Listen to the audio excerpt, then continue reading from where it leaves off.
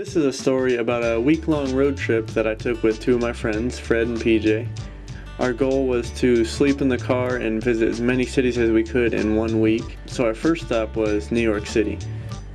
I really enjoyed New York City, despite the traffic and the ghetto parking lots. After just 1 day in New York, we left and headed for DC.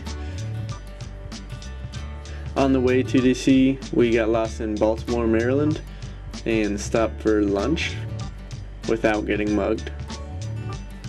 Then we continued on to Washington, D.C. in the same day. When we got to D.C., we had to park a couple miles out and ended up going through some park/island, and we had to climb a fence up onto a highway bridge, which we followed to the actual city. So we spent the day lounging around the monuments and headed out later that night. We drove through the night, and by this time we're getting pretty tired and pretty dirty.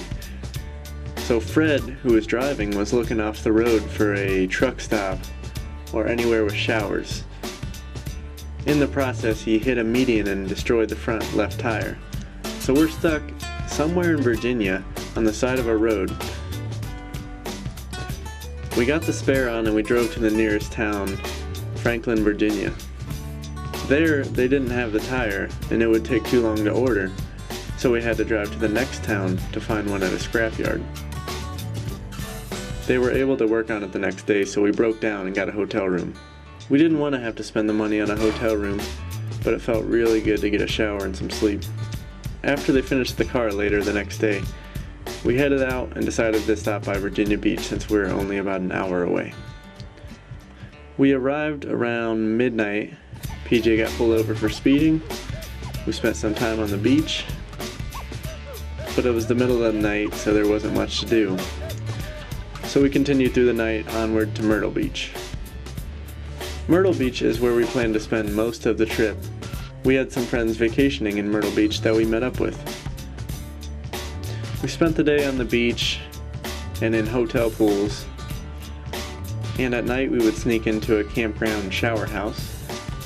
We'd go dancing at a local club, and we slept on the beach or in the car. On our third night, we left late, about midnight, and headed straight back for Ohio. We had about a 12 or 13 hour drive, give or take a couple hours. I was hallucinating because I was so tired. In the end, we made it home safe and enjoyed sleeping the rest of the day and the next night.